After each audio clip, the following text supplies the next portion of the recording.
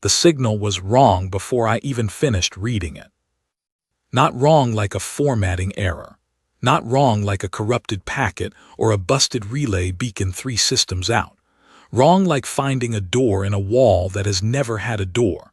Wrong like hearing your name spoken in a room you thought was empty. I was alone on the signals deck of the GCU Persistence, 6 hours into a 14-hour shift, drinking my third coffee and scanning the overnight noise logs when it appeared.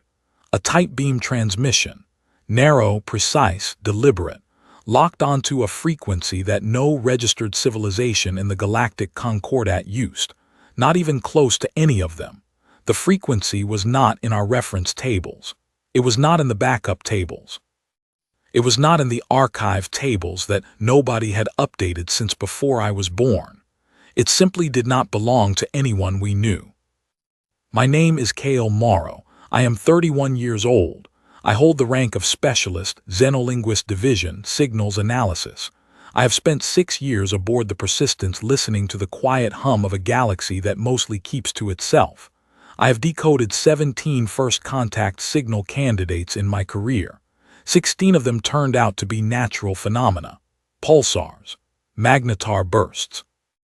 One memorable case that turned out to be 2 gas giants in tidal resonance, doing something mathematically beautiful and completely meaningless. This was not that. The signal had structure. I could see it immediately in the waveform readout, the way you can see intent in handwriting before you understand the words. Repeating intervals, internal rhythm, layered carrier frequencies that nested inside each other like boxes inside boxes. Someone had thought very carefully about how to build this signal. Someone had wanted it to be noticed. I ran the concordat cross-reference. The database returned a result in 0.4 seconds, which is standard. The result read, no match found. I ran it again with broader parameters. No match found. I expanded the search to include inactive civilizations, extinct species logs, per-contact survey echoes, even the theoretical signal profiles we kept on file for hypothetical non-biological intelligence. Nothing. The signal did not exist in any record we had. Whatever was sending it had never, in the entire documented history of concordat exploration, said hello to anyone. That alone should have been enough to wake the senior staff. I almost reached for the alert panel. I stopped because of what happened next. The signal shifted. Not degraded, not drifted. It shifted with purpose, the way a sentence shifts when a new clause begins. The rhythm changed. The nested frequencies reorganized. And then, deep inside the new pattern, I found something that made my coffee go cold in my hand. A coordinate string. Not encoded, not buried under layers of mathematical cipher. Just there, sitting inside the signal structure as plainly as a street address written on an envelope. Stellar coordinates, a specific system. I pulled up the concordat star charts and cross-referenced the numbers. The system existed. It was cataloged. Survey designation NC7714, logged 812 years ago by an early exploration vessel. The chart entry was 3 lines long. It said, surveyed, uninhabited, class 4 dead zone, no resources of interest, no follow-up recommended. Someone had been there 8 centuries ago, decided there was nothing worth looking at and moved on. I sat with that for a long moment. The signal was coming from a dead zone that nobody had visited in over 800 years. It was broadcasting on a frequency nobody used. It was structured with obvious intelligence. And it had, somehow, left its address in plain sight as if it had been waiting for someone to find it and wanted to make sure they knew where to look. I filed an immediate priority flag and sent it up to Lieutenant Commander Petra Voss on the command deck. I included every data point. I included my analysis. I included a clear statement that this warranted investigation. I sat back in my chair and watched the acknowledgement ping come back 11 minutes later. It read, logged, under review, continue standard monitoring. I stared at that response for a long time. Continue standard monitoring, as if this were a weather report, as if I had flagged an interesting cloud formation and they were nodding it for the seasonal records. I went back to the signal. I went back because I had nothing else to do and because I could not stop looking at it. There was something almost magnetic about the waveform on my screen. I kept finding new layers the longer I stared. Deeper frequencies underneath the main carrier. Patterns inside patterns. The signal was not just structured. It was rich, dense. It had the feeling of a language that had been refined over a very long time. The way ancient writing systems look nothing like modern ones, and yet carry the same weight of accumulated thought. I started a translation matrix, not because I expected results, because it was the thing I knew how to do, and the thing in front of me was the kind of problem I had trained my whole life to sit with. I set up the matrix, fed it the signal parameters, and let it run. While it ran, I pulled the original survey report for NC 7714, 812 years old, written in the dry, clipped style of early exploration vessels that were paid by the system surveyed and had no interest in lingering. The surveying officer was a man named Captain Frederick Oates, long dead. His report said the system had 1 star, 4 planets, no breathable atmosphere on any of them, no detectable artificial structures, no electromagnetic emissions of artificial origin. Nothing there. Move on. Nothing there. I looked at the coordinate string embedded in the signal. I looked at the survey report. I thought about 800 years and what could happen in 800 years to a system that a tired captain with a quota to meet had glanced at once and declared empty. Then the translation matrix chimed. It had not translated the signal. That would have taken weeks, maybe longer, with a structure this complex and an unknown language base. What it had done was find one fragment, one small piece of the signal architecture that matched something in our databases. Not a language, a reference marker, a specific type of coordinate notation that several early Concordat civilizations had used in their own signal protocols before standardization. The marker was old, older than the survey, older than the Concordat itself. Whatever was using it had either borrowed an ancient format or had been transmitting since before humanity had ships. I reached for the alert panel. My hand was 6 centimeters from it when the signal stopped. Complete silence. The waveform on my screen flatlined. The frequency went dead. I held my breath. I checked my instruments. Nothing wrong with our receivers. Nothing wrong with the relay network. The signal had simply ended. 3 seconds passed. I counted them. Then the signal came back. Same frequency, same structural architecture, but the content had changed entirely. The layered patterns were gone. In their place was something so simple that my translation matrix flagged it before I even asked it to. Plain language, human language, standard Concordat common tongue, the same language I was thinking in. 5 words. We see you, persistence. Do not come closer. I did not move for a very long time. I sat in my chair on a signals deck that suddenly felt much smaller than it had an hour ago, and I read those 5 words over and over until they stopped looking like words and started looking like a wall. It knew our name, not humanity, not the Concordat, our ship. The GCU Persistence, one of 460 vessels in the Concordat survey fleet, a mid-range signals analysis ship with a crew of 93, currently running a routine patrol in a sector that nobody cared about. It knew we were here. It had been waiting for someone to notice its signal, and now that someone had, it was telling us in our own language, with perfect clarity and no room for misunderstanding, to stay away. I hit the alert panel, every alert panel on the deck. I opened a direct channel to Commander Voss and I told her, word for word, what I had just read. I told her to look at my screen feed. I told her to wake Admiral Voss in the senior quarters because this was not a weather report and it was not going in the seasonal records. The command deck lights came on. Feet hit floors. Voices overlapped in the corridor outside.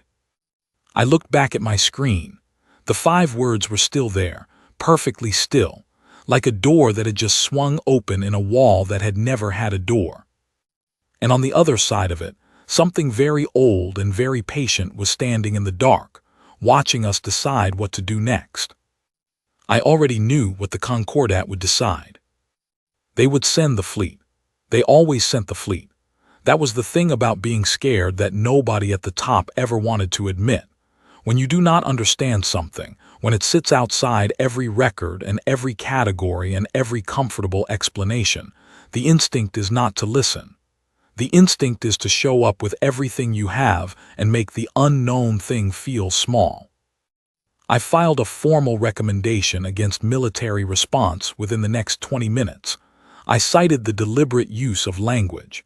I cited the restraint implied in a warning rather than an attack. I cited every principle of xenolinguistic protocol that I had studied for 6 years. The recommendation was logged. Nobody read it. I know because 3 weeks later, when the orders came in and I saw the scale of what they were planning to send, I checked the access record on my file. 0 reads. Not one person in the chain of command had opened it. The Armada was already being assembled. 47 ships, the largest single deployment of Concordat military force in 3 centuries.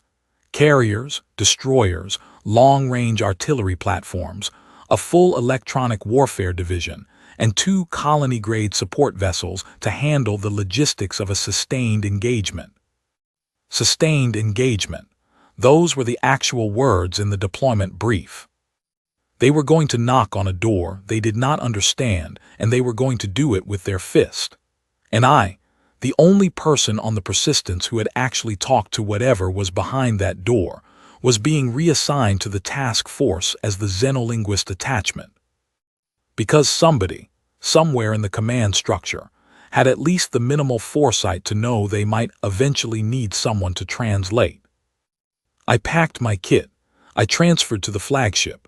I sat in my bunk on the first night and reread those 5 words one more time before I closed my eyes. We see you, Persistence. Do not come closer.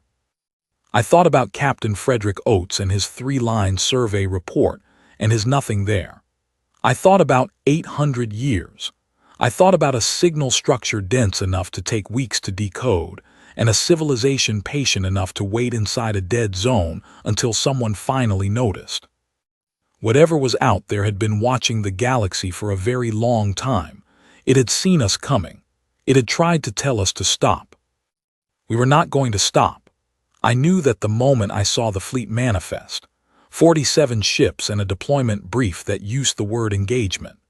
We were not going to stop, and I was going to be there when we did not stop, and the only thing I could hold onto was the hope that something patient enough to wait 800 years might also be patient enough to forgive the very loud, very frightened species knocking on its door with both fists. I did not sleep well that night. I did not sleep well for many nights after. But I kept my notes. I kept every record, because if things went wrong, I wanted there to be one honest account of what actually happened out there, told by the one person who had been listening when everyone else was preparing to speak. We dropped out of faster-than-light travel at the edge of NC 7714 at 600 hours, ship time. I was on the command deck of the flagship GCU Valor. Admiral Harold Crane stood at the forward display with his hands behind his back, and his jaw set in the particular way that senior officers set their jaws when they have decided that whatever happens next will be controlled and decisive, and will go into the history records favorably. I stood near the back of the room, beside Lieutenant Commander Petra Voss, who had been reassigned from the Persistence to the task force at the same time I had. She was the only other person on the entire flag deck who had read my recommendation against the deployment. She had not agreed with me exactly, but she had read it, which already put her in a category of her own. The forward display populated as our sensor array came online. The system resolved itself piece by piece, the way a photograph develops in an old chemical bath. 1 star, yellow-white, middle-aged, healthy. 4 planets in relatively standard orbital positions. And then the fifth thing on the display, the thing that the sensor array hesitated on for almost 4 full seconds before it committed to rendering, the thing that Captain Frederick Oates had not seen 800 years ago, because it had not been there 800 years ago. Or perhaps it had been there, and it had simply chosen not to be visible. It was not a planet. I want to be precise about that because the word structure does not carry enough weight, and the word ship carries entirely the wrong implications. What our sensors were rendering on that display was an object approximately 11,000 kilometers in diameter that completely enclosed the system's star, not orbiting it, not near it, around it. The entire star was inside this thing, the way a lamp is inside a lampshade, except the lampshade in this case was larger than most planets and showed no visible seams, no obvious hull plating, no propulsion signatures, no weapons arrays, no docking ports, no communication antennae that our sensors could identify. It absorbed light at certain frequencies and emitted it at others. From a distance, in the right spectrum, it would look like nothing. It would look like empty space with a star behind it. It would look exactly like what Captain Frederick Oates had seen and noted as uninhabited and moved on from without a second thought. Someone behind me whispered something I could not make out. The command deck was very quiet. Even Admiral Crane had stopped arranging his jaw and was simply looking at the display with an expression I had not seen on his face before. It was the expression of a man who has been very confident about something for a long time and has just been handed a piece of information that the confidence was never accounting for. I opened my translation matrix on my personal terminal. I started monitoring the frequency we had detected on the persistence. The signal was there, running steady, the same structural architecture, the same layered density. It had not changed since the moment I first found it. It was continuous and unhurried, like a river that does not stop because you decide to come look at it. Admiral Crane recovered first. That is the thing about flag officers. They are trained to recover quickly from surprises because surprises in the field are expensive and hesitation is more expensive still. He turned to his tactical officer and he said 3 words. "Find me solutions." I stepped forward. I said, clearly and at a volume that the entire deck could hear, that I had a standing recommendation against offensive action on file, and that I requested permission to attempt a contact protocol before any tactical options were engaged. Crane looked at me the way senior officers look at linguists, the look that says, "I know why you are here and it is not for moments like this." He said he would take my recommendation under advisement and told me to stand by. I stood by, I kept my terminal open, I kept monitoring the signal. The tactical officer had firing solutions prepared inside 6 minutes. I will say this for the Concordat military. They are fast at the things they are trained to be fast at. 6 minutes from sensor confirmation of an unknown 11,000 kilometer structure enclosing a star to having weapons aimed at it. That is genuinely impressive in the worst possible way. Crane did not fire immediately. I will also give him that. He waited. He ordered a full sensor sweep first. He asked for structural analysis, for energy signature breakdowns, for any data that could tell him what he was looking at before he did anything to it. The analysis team worked for 22 minutes. At the end of 22 minutes, the lead analyst reported that the structure was unlike anything in Concordat records, that it appeared to be made of a material that did not match any known alloy or composite, that it was generating an internal energy field of a type that could not be classified with available instruments, and that there were no obvious points of weakness. That last part seemed to bother Crane more than anything else in the report. I made one more attempt. I walked to the front of the deck. I told Crane directly that the entity had already demonstrated the ability to communicate in human language, that it had done so without hostility, that the word it had used was a warning and not a threat, and that the difference between a warning and a threat was precisely the space in which diplomacy lived. I told him that walking into that space with weapons ready was the single best way to make the warning into something worse. Crane looked at me for a moment. I thought briefly that something in what I said had landed somewhere useful. He told me to return to my station. I returned to my station. He gave the order to advance the formation. All 47 ships, in full combat configuration, moving toward an 11,000-kilometer structure wrapped around a star like a fist around a candle. I kept my eyes on my terminal. I watched the signal frequency. I watched for any change in the transmission pattern, any sign that the thing ahead of us was responding to our approach. For 40 minutes, nothing changed. We moved through the outer edge of the system. The structure grew on the forward display until it occupied the entire lower half of the screen. Up close, the surface resolved into something almost organic in texture. Not plating, not panels, something smoother and more continuous, like the surface of water if water could be solid and 11,000 kilometers wide. Then the signal changed. Not the content, the direction. The tight beam transmission that had been broadcasting in a general forward direction shifted in a single instant to a precise lock on our flagship. Not the fleet, just the Valor, just us. The beam was so focused that our sensor array measured its width at less than half a meter at point of contact with our hull. My translation matrix flagged new content before I could even read the raw data. 12 words, in standard Concordat common tongue, perfect grammar, completely calm. You were warned, we will not harm your people. Watch. I stood up from my station. I said loudly that the signal had new content and that it was a direct address to the Valor, and that everyone on this deck needed to hear what it said. Crane turned. I read him the 12 words. He ordered full weapons to active status. 3 seconds after that order, the first ship on the left flank of our formation went dark. Not dark like a power failure, dark like a lamp that someone had clicked off. Every signal from it stopped simultaneously. Engines, communications, weapons systems, internal lighting, everything. The ship was still there, visible on the display. It just had nothing coming out of it. Then the second ship. Then the third. They went out in sequence, the way lights go out along a corridor when someone walks toward you from the far end and flicks each switch as they pass. Not rushed, not frantic, ordered. One by one, each ship in our formation simply ceased transmitting, ceased operating, ceased being anything more than a very expensive metal object drifting in space.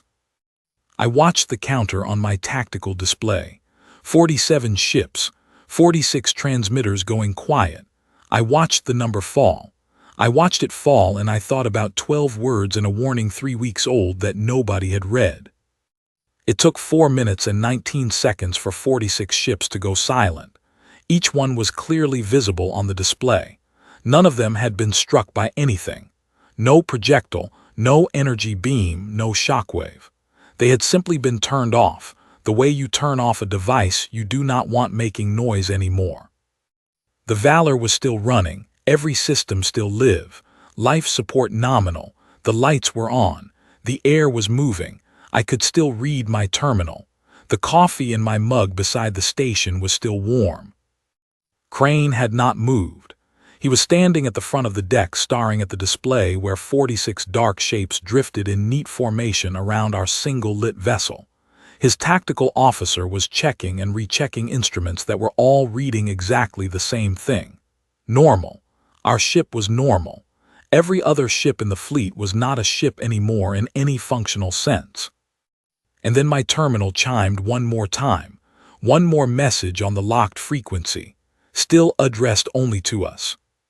7 words. The one who warned you, send them. I looked up from my screen. Every face on the command deck was looking at me. Admiral Crane was looking at me. Petra Voss was looking at me with an expression that was not quite fear and not quite relief and lived somewhere in the difficult space between the two. Crane said nothing for a very long time. The deck was completely silent except for the background hum of systems running, and the very faint sound of 46 ships drifting outside with nothing in them but darkness and still air and crews who were, I had to believe, still alive inside that darkness, still breathing, just waiting. Crane finally asked me one question. He asked it in a very quiet voice that I had not heard from him before in the 3 weeks I had been on his ship. He asked me if I thought they were still alive in there. I said yes. I said it with more certainty than I felt, because certainty was the only useful thing I could offer him at that moment. I said that something capable of building a structure around a star had no need to destroy 46 ships when it could simply stop them. I said that the message had not said anything about harm. I said that the warning had said they would not harm our people, and that I believed that was still the operational statement. Crane was quiet for another long moment. Then he said, "Prepare a shuttle." He said it to the room, but he was looking at me.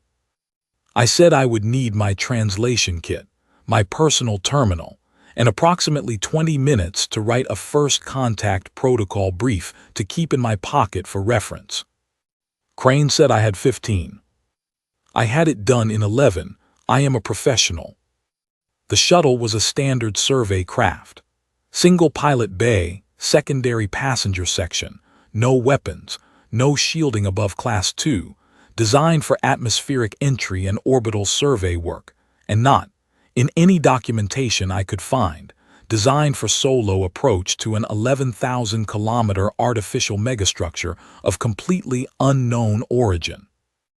I sat in the passenger section because I could not fly the thing myself, and because the pilot, a young ensign named Calvin Price, had been chosen specifically because he was the least senior flight crew member available, which I took to mean that Admiral Crane had done a rapid mental calculation about risk and decided that whatever happened to this shuttle, he could afford to lose a junior ensign more than he could afford to lose anyone with rank. I did not mention this to Calvin Price. He was 23 years old, had been in the fleet for 14 months, and was currently maintaining the specific professional expression of someone trying very hard not to show how loud their own heartbeat had become. I respected that. My heartbeat was doing the same thing. The Valor shrank behind us. I watched it on the rear camera feed until it was just a bright point among the stars, and then I turned around and looked at what was ahead. From the command deck display, the structure had looked enormous. From the shuttle, closing the remaining distance at survey speed, it was something else entirely. The word enormous does not scale to what I was looking at. A planet is enormous. A star is enormous. This thing was the size of a wrapping around a star, and it was ahead of me, and I was in a vehicle the size of a dining room, and the mathematics of those two facts took several minutes to fully process. The surface was not featureless up close. What had looked smooth from a distance resolved as we drew nearer into something more like texture than structure. Patterns ran across the surface in long, slow curves, the way grain runs through wood or current runs through water. They were not mechanical. They were not the repeating geometries of engineered plating. They looked grown. They looked like something that had formed over time rather than been assembled. I had my translation matrix open. The signal was still running steady on the locked frequency. No new content, just the ongoing transmission, that same dense layered architecture I had been looking at for 3 weeks, humming away like background music in a room you have stopped noticing. Calvin Price said nothing for the first 40 minutes of the approach. He did his job. He kept our heading steady, matched the approach vector that had been fed to us from the Valor's nav team, monitored the instrument panel with the careful attention of someone who understands that instrument panels are the only reliable thing in an unreliable situation. At 43 minutes, the surface ahead of us changed. A section approximately 300 meters wide began to differentiate from the surrounding material. It did not open. It did not slide or retract or hinge. It simply became different, the way a fog bank thins in one place when the wind shifts. Where there had been solid surface, there was now a passage. Calvin Price said quietly that the passage was there. I said yes. He asked if I wanted him to take us in. I said yes. He took us in. The passage had no visible walls, exactly. What bordered us on either side was a transition zone between outside and inside. A region where the material of the structure shifted from surface to something else, something ambient and faintly luminescent, as if the structure itself produced a dim light from within rather than reflecting it from without. There were no corridors in any architectural sense I was familiar with. What the passage opened into was more like a vast interior space, spherical and enormous, with no obvious ceiling and no obvious floor, and a quality of depth that made it very difficult to judge distance to anything. In the center of that space, something was waiting. It did not look like a creature in the way I had been imagining creatures for 3 weeks. I had been imagining something biological, something with a body, something that would look at me with eyes and speak from a mouth.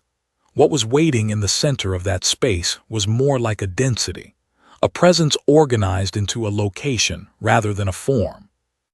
I could see that it was there the same way you can see that a current is there in a river, not because the water looks different, but because things near it behave differently, because the space around it had a kind of orientation that pointed toward it regardless of where you were standing.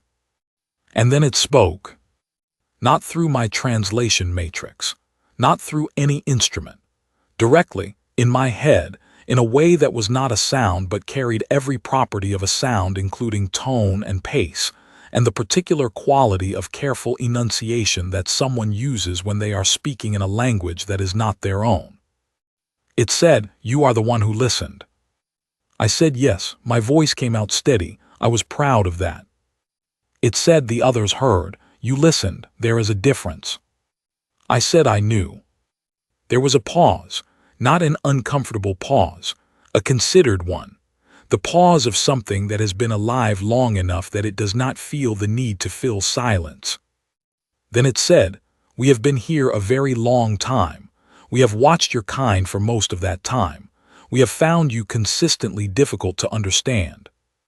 I asked why. It said, "Because you are afraid of almost everything and you keep going anyway." I did not know what to say to that. I stayed quiet. It said, "That is not an insult. In our experience, it is one of the stranger and more compelling qualities a civilization can have." Calvin Price, behind me, let out a slow breath that he had apparently been holding since we entered the passage. I did not blame him. I asked about the fleet. I asked about the 46 ships. The presence shifted. The density of it moved slightly, the way attention moves when someone turns to look at something they were already looking at from the corner of their eye. It said they are resting, all of them, exactly as they were. Time is not passing for them. We could not allow harm to come to them, and we could not allow them to make a mistake that they could not undo. I asked what kind of mistake. It said, "The kind your kind makes when it is very scared and has a great deal of firepower." It was kinder to pause things before that mistake happened. I thought about Admiral Crane, standing at the front of the command deck, watching ships go dark one by one. I thought about the expression on his face. I thought about what he must be doing right now, standing on the single lit ship in a formation of 46 dark ones, waiting for news from a survey shuttle carrying one linguist and a 23-year-old ensign. I asked what they wanted, what this meeting was for, what the signal, the warning, all of it had been pointing toward. The presence was quiet for a moment. When it spoke again, there was something in its tone that I would have called gentleness if I had been describing a human voice. It said, "We want to show you something, and we want to see if you are ready to look at it." I asked what it was.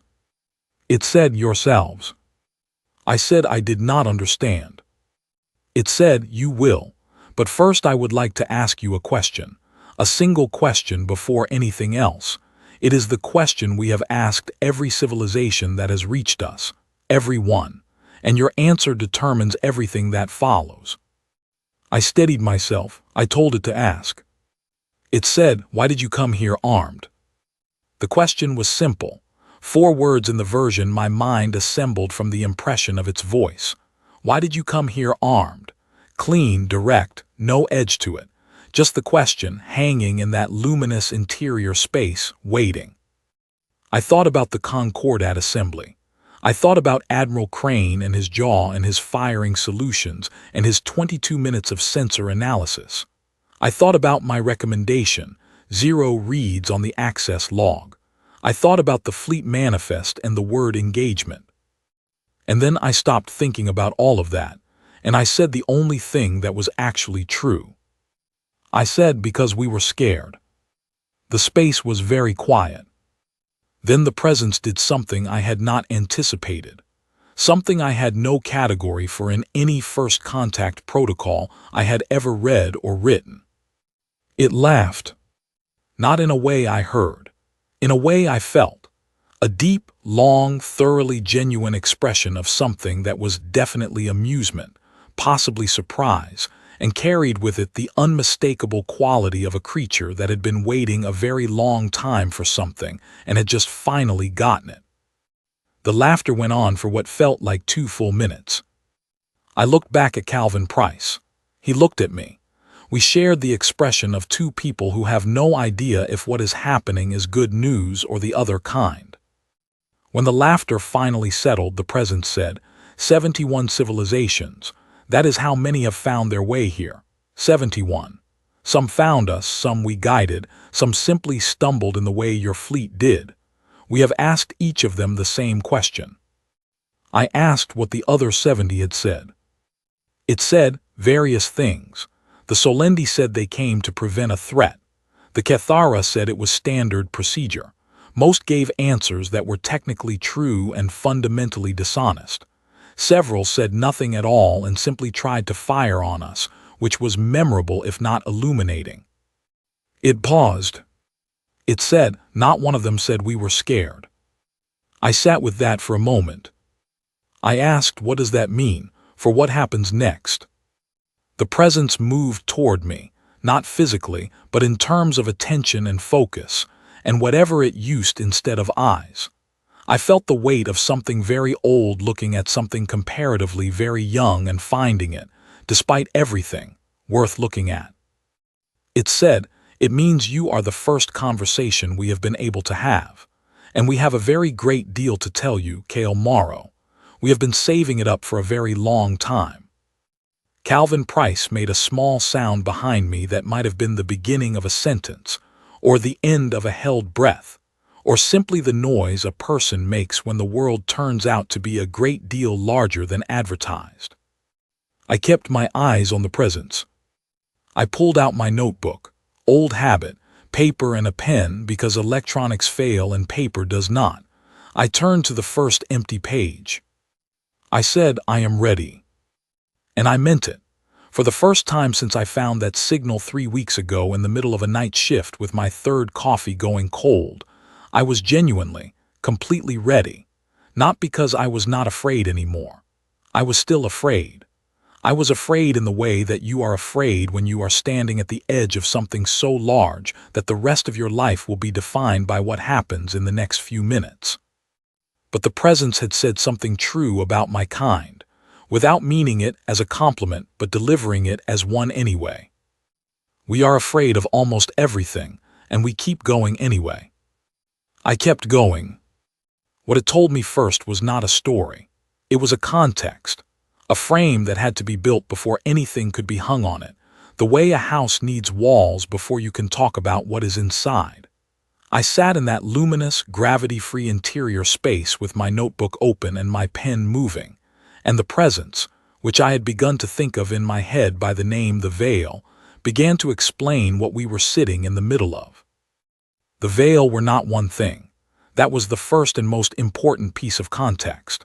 What I had been calling a presence, what my mind had been shaping into the image of a single intelligence in a single location, was in fact a distributed network. Individual nodes, each fully conscious, each capable of independent thought and action, but connected to all the others at a level that made the word connected feel inadequate. They did not send signals to each other. They did not communicate in the way I communicated with Calvin Price by opening my mouth and moving air. They were, in some way I could feel the edges of but not fully grasp, simultaneous. What one knew, all knew. What one felt, all felt, though feeling was a word they used with some reluctance.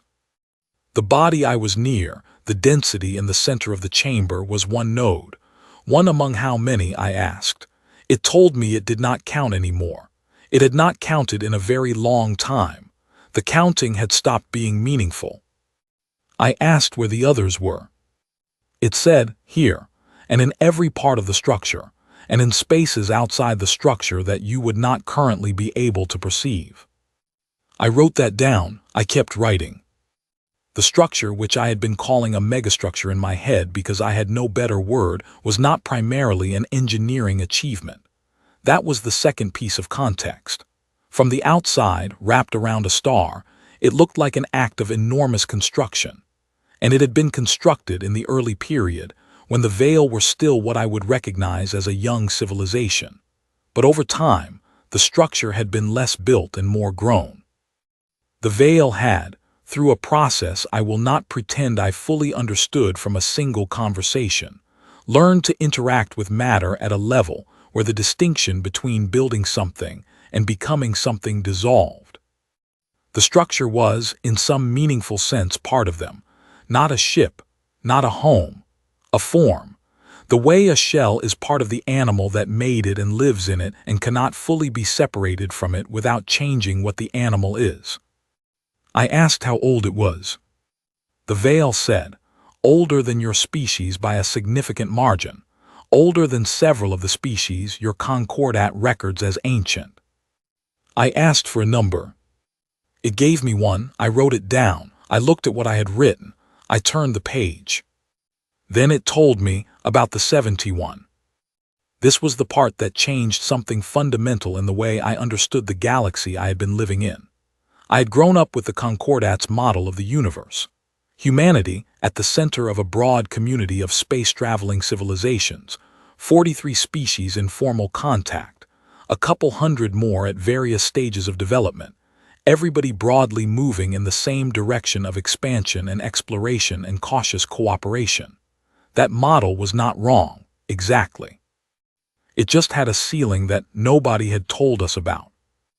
Every civilization the Veil had observed, and they had been observing for a very long time, moved through a series of phases. The early phase was expansion. Ships, territories, resources, the fundamental drive of a young species that has just figured out how to leave its home system and wants to see how far the frontier goes. The Concordat was in this phase. Most of our 43 contact species were in this phase. It felt like progress because it was progress, just not the only kind. The second phase, which the Concordat had no name for because no Concordat member species had yet reached it, was what the Veil described as arriving at the question. The question was not a specific question.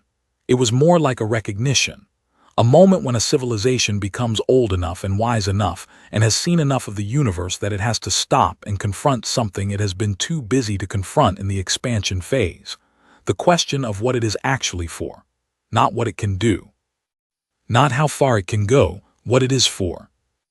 Most civilizations, the Veil said, found the question very difficult. I asked why. It said, because the answer, if you look at it honestly, is not what you expect. Civilizations expect the answer to be grand. They expect the universe to confirm that they are significant, that their expansion matters, that the territory they have claimed and the species they have encountered and the technologies they have built represent something important in the larger structure of things. And the honest answer is more complicated than that. The honest answer requires a kind of humility that young, expanding civilizations have spent their entire development learning to avoid. I asked about the Solendi, the ones who had walled themselves off with wormholes. The Veil said the Solendi had arrived at the question and decided they did not like it. They had built their borders and gone inward. They were still there, still functional, still alive in every technical sense. But they had closed. They had decided that the universe outside their walls was not worth engaging with on terms they could not control, and so they had removed the terms entirely. I asked if they were still out there now. The Veil said yes, and said that the Solendi had not changed in 7,000 years. A civilization that had once been dynamic and curious and alive in the way that young civilizations are alive, now perfectly preserved and perfectly static, like a very beautiful insect in a very old piece of amber. I thought about that for a long moment. I asked about the Cathara, the ones who had uploaded themselves. The Veil said the Cathara had taken a different road to the same place. They had decided that the biological form was the problem, that consciousness was being held back by the limitations of bodies and chemistry and the slow pace of organic thought. They had uploaded. They had become digital in a manner of speaking, existing now as information patterns in a network of their own construction. They were faster in many ways. They were more efficient. They no longer got sick or aged or died in the biological sense. They had also, the Veil said, essentially stopped.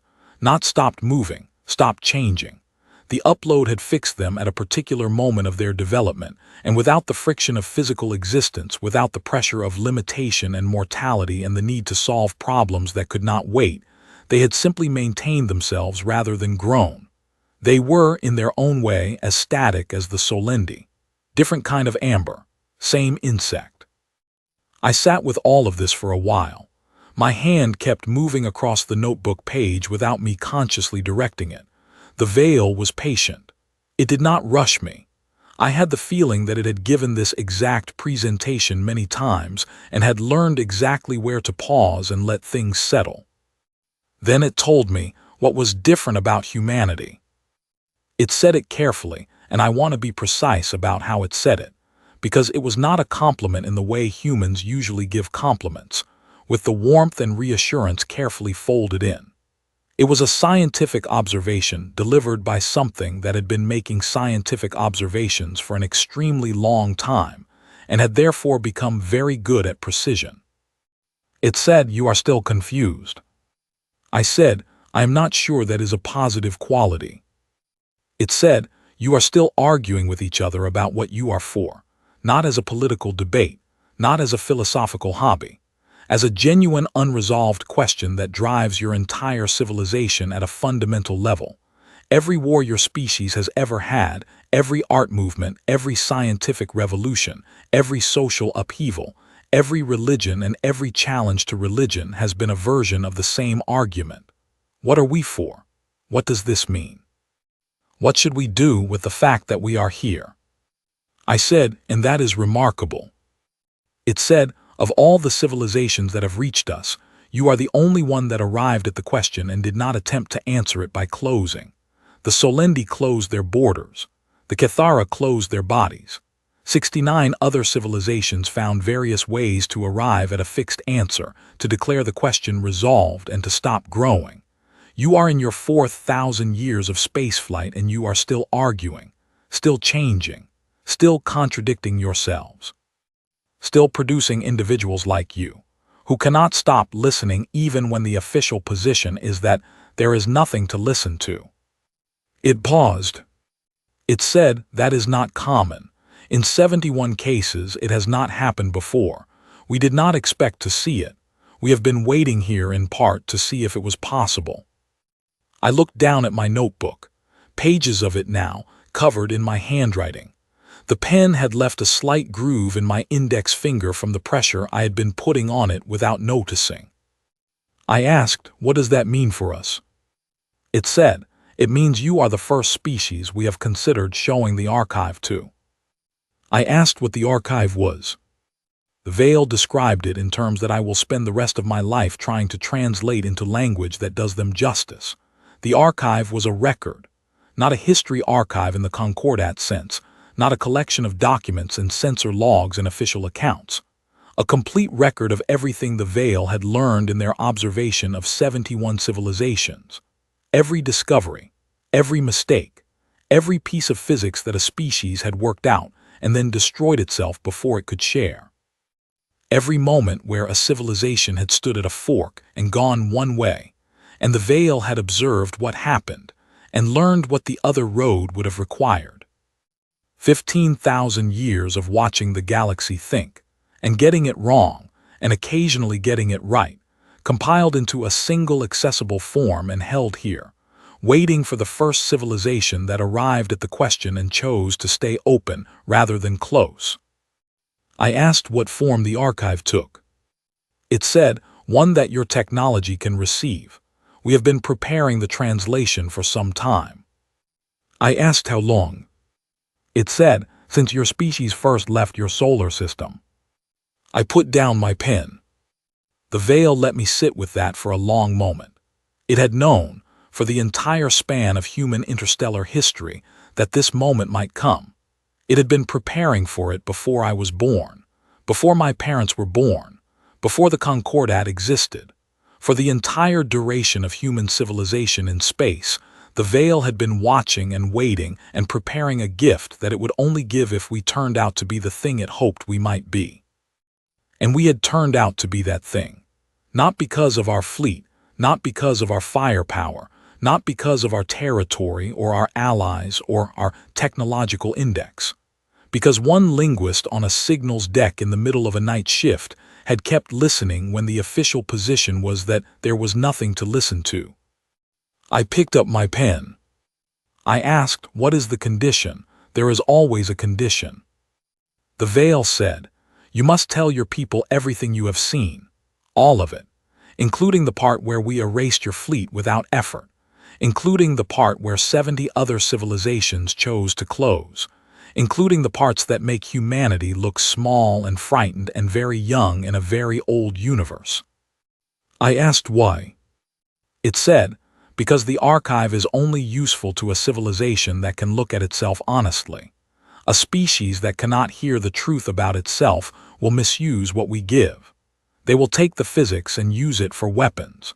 They will take the history of failure and use it to justify their own choices.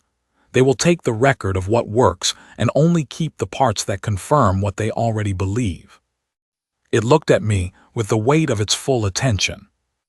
It said, we need to know that you can handle what you actually are before we show you what you could become.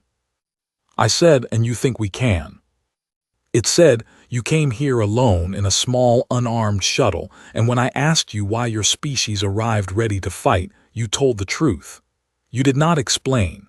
You did not justify. You did not offer context. You said because we were scared. That is what convinces me. I closed my notebook. I held it in both hands for a moment. Then I asked one last question. I asked whether the crews of the 46 ships were truly safe, whether I could tell the admiral they were safe. The veil said, they are precisely as safe as they were the moment we paused them. Not a cell has changed. Not a second has passed for them. When you leave, we will return them, all of them exactly as they were. I nodded. I stood. My legs were a little unsteady. Calvin Price, behind me, had filled 3 pages of a maintenance log with notes because he had nothing else to write on, and the instinct to document, apparently, was contagious. I looked at the presents one more time. I looked at the thing that had been here longer than human history and had watched 71 civilizations make their choices and had been waiting, with the patience that only something ancient and unhurried can manage, for one that would make a different one. I said, we will be back. It said, we know, we will be here. I turned and walked back toward the shuttle.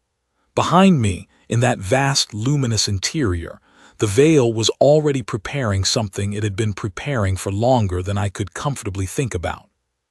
All I had to do was go home and tell the truth. That turned out to be the hardest part. I had 3 days in transit back to Concordat space before the formal debriefs began. 3 days on the Valor, which had been returned to full function the moment my shuttle cleared the passage in the veil structure, exactly as promised. The 46 ships were operational again, full crews awake and functional and entirely unaware that any time had passed. To them, their instruments had simply reset in a single instant and found everything normal. No gap, no memory, no evidence. Just the quiet, slightly unsettling experience of looking at a clock and realizing it showed the same time as before you had checked. Admiral Harold Crane spent most of those 3 days in his quarters. He did come out once, on the second evening, and he sat across from me in the officer's wardroom with a cup of tea that he did not drink, and he looked at my notebook on the table between us for a long time without asking to read it. Then he said, "Did it tell you what it is?" I said, they is more accurate. He accepted that without comment. I told him what the Veil were. I told him about the distributed intelligence, the structure as form, the 15,000-year observation record. I did not simplify it. I told it the way it had been told to me, with all the pieces in the right order, and I let him sit with the parts that needed sitting with. When I finished, he was quiet for a long time. Then he asked the question I had been expecting. He asked in the archive, "What does it contain?" I told him I did not fully know yet. I told him it was the complete knowledge record of 71 spacefaring civilizations observed over 15,000 years. I told him it included physics, history, developmental records, and documentation of every point where a civilization had made a choice that the Veil had been able to analyze for outcome. He asked, "Is it a weapon?" I said no. I said it clearly and without qualification. He asked, "Could it be used as one?" I thought about that for a moment. Then I said, "Anything can be used badly. That is partly why they want us to prove we will be honest about ourselves before they hand it over." He looked at my notebook again. He said, "You told them we were scared." I said yes. He said, "And they found that convincing." I said yes. He picked up his tea, looked at it, set it down again. Then he said something I did not expect from him. He said, "I would not have said that." I said I knew. He said, "I would have said something about exploration, something about the Concordat's mandate to secure and assess potential threats, something official and entirely false." I said yes. He said, "That is probably why they wanted you and not me." I said nothing. It did not need a response. He stood up, took his undrunk tea, and went back to his quarters. He sent a preliminary incident report to Concordat High Command 6 hours later. I was copied on it. It was the most carefully worded document I had ever read. It managed to convey the essential facts, all of them, without a single sentence that was technically false, while still somehow making the entire event sound like a controlled and professionally managed first contact situation that had proceeded largely according to plan. I filed my own report as an attachment, 27 pages, nothing managed, nothing softened. We arrived at Concordat Space on the morning of the 4th day. By afternoon, I was in a hearing room. The hearings lasted 3 months. I will not describe them all in detail because the honest description is that they were repetitive and often tedious, and conducted by people who had clearly already decided what they thought before I sat down, and who were using the formal hearing structure to build a record that supported the conclusion they had reached in advance. The charge, technically, was conduct outside authorized parameters during a military operation. The actual concern, which nobody stated directly but which was present in every line of questioning, was that I had made contact with a potentially hostile entity without authorization, and in doing so had set a precedent that the Concordat had not approved. I was not hostile about it. I answered every question. I kept my notes organized. I brought documentation. When someone suggested that the Veil's offer of the archive might be a form of deception, I asked them what deception strategy required 15,000 years of patient preparation for a single honest conversation. They did not have a good answer for that. The lead investigator, a woman named Commander Patricia Halley, was the most rigorous of the panel. She was not hostile either.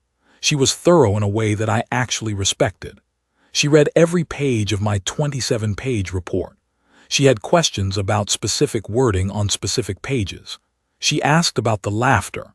She asked about Calvin Price's notes on the maintenance log, which had been entered into evidence at someone's request. On the 78th day of the hearings, she asked me a question that nobody else had asked. She said, "Do you believe them?" I said, "Which part?" She said, "Any of it. All of it. Do you believe that they have been watching us for the entire span of human spaceflight, that they have an archive containing knowledge from 71 civilizations, that they are offering it to us in good faith, and that the condition attached to that offer is sincere?" I said, "Yes, to all of it." She said, "Why?" I said, "Because they had every opportunity to do something other than what they did. They could have ignored us. They could have removed us the same way they removed the fleet's function and never restored it. They could have communicated with the Concordat through official channels and gotten an official response that had nothing to do with truth. They chose to find the one person on the Persistence who was actually listening and send a signal specifically designed to be found by someone paying attention. That is not the behavior of something running a deception. That is the behavior of something that wanted the right conversation and was willing to wait for it." Hallie wrote something in her notes. She said, "And the archive. What happens if we open it and it changes things? What if it accelerates our development in ways we are not ready for?" I said, "With respect, Commander, that is the question of a civilization that is afraid. And as I understand our situation, afraid is fine. The problem is not being afraid. The problem is letting fear be the last word." She looked at me for a long moment. She said, "Off the record." I said the record could stay on. She said, "Do you think we will vote to open it?" I said, "I think we will argue about it for a very long time, and then we will vote to open it by a narrow margin, and then we will argue about it for another long time after that. And then we will start translating it, and it will be the most significant thing that has ever happened in human history, and we will handle it imperfectly and partially and argumentatively and ultimately well enough to justify the Veil's decision." She looked at the table. She said, "That is a very human answer." I said, "Yes." The hearing panel released its findings 6 days later. Conduct outside authorized parameters. Confirmed. Recommended consequence. Formal reprimand, demotion to civilian consultant status, reassignment away from active military operations. In the context of the formal record, it read as a rebuke. In the context of what had actually happened, it read as the Concordat's way of acknowledging that I had done the right thing while being institutionally unable to say so directly, which is a very human response to having been proven wrong about something consequential. I accepted the terms. I was no longer Specialist Morrow. I was Consultant Morrow, civilian classification, assigned to the newly formed Veil Contact and Translation Office, which had been created specifically to manage the archive relationship and which had a staff of 2. A budget that suggested it was being taken seriously while being carefully contained, and an organizational reporting structure that put it sufficiently far from anything with authority that it could do its work without interference. Patricia Hallie was appointed director of the office. She asked me to be her senior analyst. I said yes without taking time to think about it. We moved into a set of offices on the 14th floor of the Concordat Science Directorate building in New Geneva, which had large windows and no classified lock level, which told me everything I needed to know about how the main Concordat power structure viewed us. Let them underestimate the office. I had been underestimated before. It had worked out reasonably well. The Concordat Assembly held the vote on the archive 31 days after my hearing concluded. I testified before the full assembly the morning before the vote. I stood at the speaker's position, and I looked at 712 representatives from 43 species, and I told them everything. All of it, not the managed version, not the official incident report. Everything that was in my 27 pages, told in the language of someone who understood that the audience was capable of hearing it, and that treating them as incapable would be the worst thing I could do in that room. I told them about the 71 civilizations and the ones that had closed. I told them about the Solendi in their walled-off silence and the Kethara in their static digital eternity.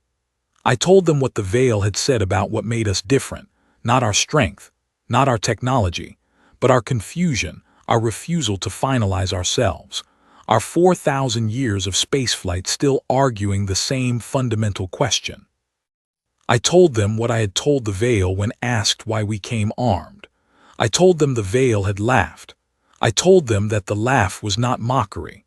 I told them that it was the sound of something that had waited 15,000 years for an honest answer and had finally gotten one. I told them that the archive was real and that it was prepared, and that the condition attached to it was not a test we could pass or fail strategically. It was a test we either passed by being genuinely honest with ourselves or did not pass at all. I told them that 70 other civilizations had arrived here in the history of this galaxy and had all found ways to become less than they were. And I told them that we were, right now, at this exact moment, standing at the fork in the road. The vote was held the following morning. It passed by 9 votes, 712 representatives, 43 species, the largest deliberative body in human history, and it passed by 9 votes. I sat in the gallery and watched the count come up on the display board, and I thought about all the ways those 9 votes could have gone the other way. Then I stopped thinking about that, and I thought about what came next. The archive was transmitted to us 4 days after the vote, through a receiver array that the Veil had provided specifications for, and that the Concordat science teams had assembled in 11 days, which was either an impressive demonstration of motivated engineering or evidence that the specifications had been very clearly written. Possibly both. The archive arrived as a data structure of approximately 417 exabytes. That number was not unusual for a database of its claimed scope. What was unusual was that when our analysis teams began working on the index, just the index, the first page of the catalog that told you what was in the rest of it, they found that a single page of the index referenced 3 distinct areas of physics that Concordat science had no framework for, 4 historical periods in civilizations we had no record of, and 1 philosophical framework that our analysts spent 2 days arguing was not a philosophy at all before they realized they were having an argument that the framework itself had anticipated and categorized. That last part caused quite a stir in the translation office. It took 14 linguists and 40 researchers and 2 years to fully translate the index. 2 years for the table of contents. The archive itself was expected to take generations. I was sitting in my office on the morning the index translation was declared complete. Patricia Halley knocked on my door and came in with 2 cups of coffee, which was her version of a formal celebration, and she put one on my desk and sat in the chair across from me, and we looked at the completed index on the shared display without saying anything for a while. Then she said, "How does it feel?" I thought about a night shift 3 years ago, a signals deck, a coffee going cold, a frequency that did not belong in any database. I thought about 5 words addressed to a ship by name by something that had no name in any record. I thought about 46 ships going dark in 4 minutes and 19 seconds. I thought about a luminous interior space, and a presence that was not a creature but was undeniably a mind, speaking in careful, patient tones about 15,000 years of watching civilizations choose. I thought about 9 votes. I said, like the beginning of something. She said, "It is." I picked up my coffee. Outside the window, through 14 floors of Concordat Science Directorate glass, New Geneva was doing what it always did. Loud, moving, arguing, building, questioning, failing at things, trying again. 7 million people conducting the ongoing, unresolved debate about what human beings were supposed to be doing with themselves, and somewhere out there in the other cities of this world, and the 112 other human worlds, and the 43 civilizations in contact with us. The same argument was running in different languages and different registers, but underneath it all the same fundamental question. What are we for? We did not have the answer. We might never have the answer. Maybe the Veil were right that the answer was not the point. Maybe the point was that we kept asking. The index was sitting on my screen. 417 exabytes of what 71 other civilizations had learned and lost and left behind, ready to be read by the first species in 15,000 years that had arrived at the question and chosen to stay open. I thought about the Veil somewhere out there in a structure wrapped around a star, watching our lights, listening to our noise, watching us argue about the archive with the same attention they had watched us argue about everything else for the entire span of our history in space. Not judging, watching, the way you watch something you find genuinely compelling because you do not know yet how it ends. We had not gone quiet. We were arguing louder than ever. About the archive, about what to do with it, about whether the translation methodology was correct, about what the first piece of physics we found would mean for existing theories, about whether we should send another delegation to NC 7714 and whether I should be on it. I thought I should probably be on it. I had already written the recommendation. Whether anyone would read it this time was, as always, uncertain. But I was going to write it anyway. That was the thing about my kind. We kept writing the recommendations even when the access log read 0. We kept listening even when the official position was that there was nothing to listen to. We kept asking the question even when the question was uncomfortable and the answer was complicated, and the easiest thing would have been to finalize ourselves and go quiet. The noise was the point. I was more certain of that than I had been certain of anything since I found a signal on a dead frequency in the middle of a night shift with a cold cup of coffee and the whole